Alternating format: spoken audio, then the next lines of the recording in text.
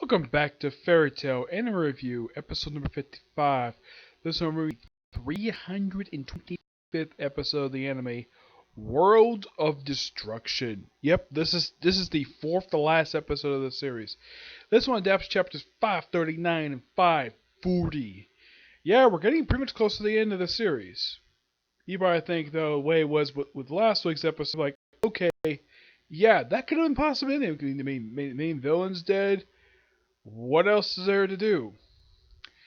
I know, probably thinking the right, like, okay, why do we deal with the whole Agnologia stuff? Let's have that be the final part of this particular thing. Which, by the way, is wrapped up by chapter 544 anyways. Guess 545 is just an epilogue for the series. Yep. So the episode starts up right where last week's episode left off, with the sky cracking. And Wendy, the first person, notice it. And then, everybody notices it, and all of a sudden, an arm starts sticking out. It's Agnologia. He says, I'm coming to get you. Yeah, and then he just comes out in his dragon form, and he snatches at Wendy. And then he starts raining destruction on pretty much this portion of the frickin' planet. Yes, raining like hellfire. All over the place, causing lots of destruction. And apparently, this is his flesh form, because he's inside the time rift. He absorbed the time energy. Yeah, this is revealed by Anna, Lucy's ancestor, and Ichio. Two people were thrown in time rift, which I'm thinking, okay, where's the Christine? Is that still in there? It's possible it might be still in the time rift. So apparently, Agnolia's spirit form, spirit is actually in the place. Basically, his human form is inside the place, and he snatched up all the Dragon Slayers. Not only he snapped Wendy, he snatched up Natsu, Laxus, Sting, Rogue, Cobra, and Gagio. Yep. Yeah. Everybody's seeing everybody disappearing. The only Dragon Slayers we don't see get snatched is Natsu, Rogue, and Sting. Those three we do not get to see snatched. Everyone else see get snatched. We also see that Midnight and Razor just notices that Cobra's been snatched, and they look around and can't find him. Yep. By the way, these two have got no lines the whole episode, and these two, this is probably by far the first appearance they've made since they were basically wasted by August. Yeah. What the heck these guys are up to? No idea. Yep. And they had to, and of course, because all the rain destruction, basically, the Blue Pegasus Guild, along with Jalal and Urza, jump into the ocean. Look at they all survived perfectly fine, and they need to figure out a way to get back to Magnolia. So Urza starts swimming, and then Mist pops out of nowhere because it's Mist's ability can teleport people.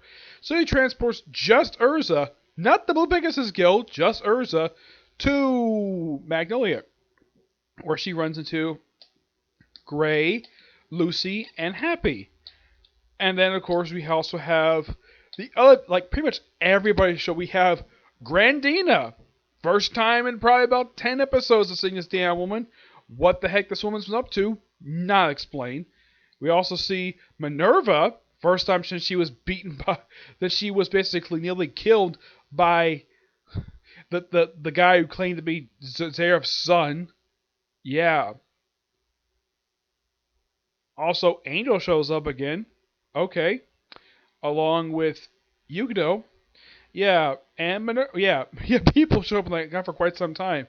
What the heck these people up to? No idea. They just randomly shows up here.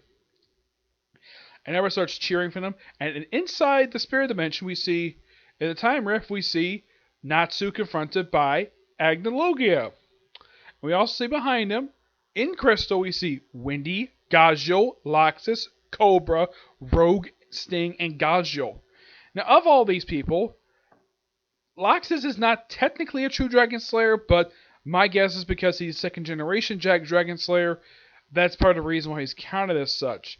Now, in the case of Wendy, Gagio, and Natsu, those three are first generation ones, along with Cobra. They're all first generation Dragon Slayers. Laxus is a second generation Dragon Slayer. Rogue and Sting are third generation Dragon Slayers. And yes, there are fourth generation Dragon Slayers, as revealed in the Fairy Tail Century Quest, where they don't kill their dragons, they eat them. and there's a whole freaking guild made up of these people. Yeah, that's what happens pretty much in the manga itself. So basically, and he only name dropped just Gajul and Windy. Doesn't name drop in this episode, seeing that he sees Cobra, Loxus, Rogue, and Sting. Only drops the two that are closest to him. Their ones. Probably think, I don't know why Title Record did that for. It just didn't bother to name all of them. Probably because there's no audio for it. That's possible. It's distinctly possible, but yeah. And pretty much, then he starts to come with the crystal. It looks like it's a freaking lacrima, which was the same stuff that the first master was basically putting for like a whole century. Until it was destroyed by Kana. By the way, Kana does not physically appear in this episode. Her father, Gildarts, does, not freaking Kana. I don't know why. It's bizarre. Yeah. Also, Makarov is not technically in a wheelchair. He's in a chair. Yeah. I would have thought that because he barely can't really move. So put him in a chair. Just put him in a small chair because, well, Makarov is freaking small. He's the size of a small child because he's somewhat. Though, if you see his grandson is pretty much as tall as just normal height. Now, my guess is the reason why Makarov is so short is probably because he didn't master Fairy Law. He probably mastered Fairy Law when he was younger, but my guess is even though he stopped growing, he didn't stop aging, like in the case of Mavis. Yep. So, yeah, and of course, Agnolog brings up, you know how much power after he defeated Zeref? Yeah, he defeated Zeref, but you didn't cause Zeref's death. Nope, that was caused by Mavis. Yep. And he's basically almost about fully about, and basically he's covered with the lacrima, and then his flame activates because he heard Happy. Of course, Windy heard Carla, Gaja heard Panther Lily and Levy. And of course, Loxus heard pretty much everybody else. And Loxus has the best line in the whole episode. Alright, Dragon Slayers, time to go dragon hunting.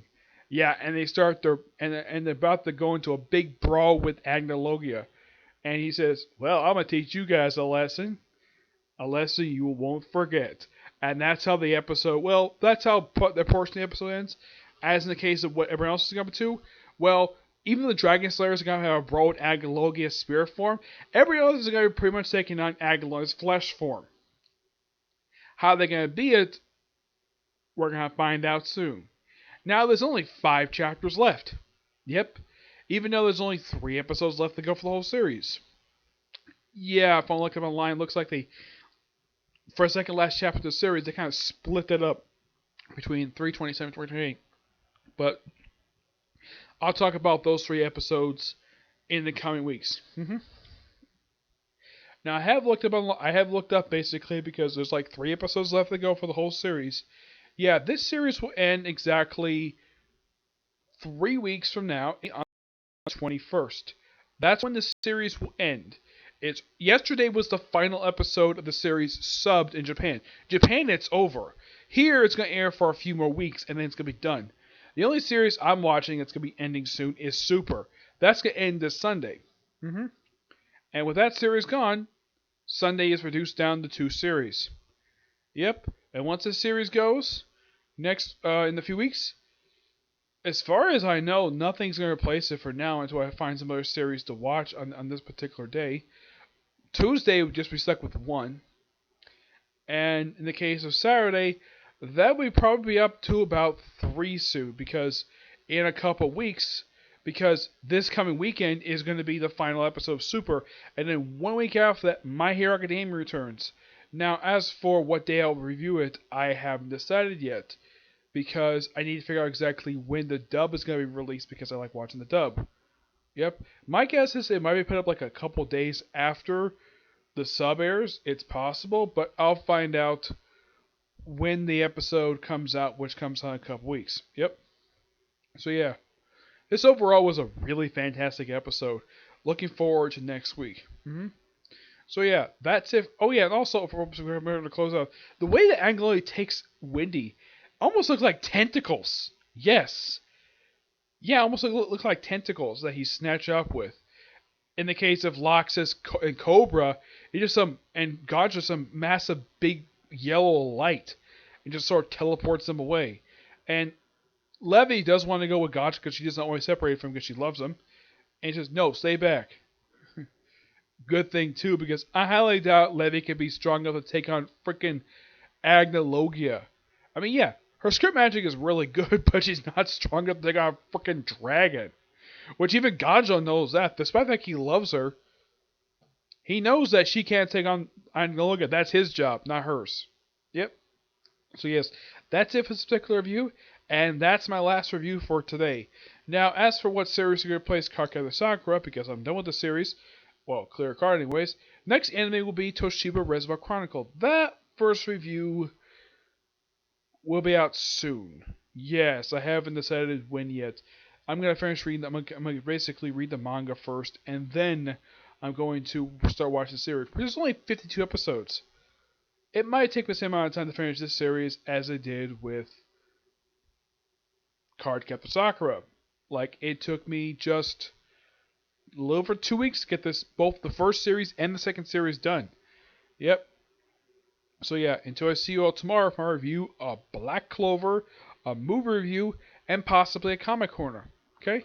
But see you next view. Bye.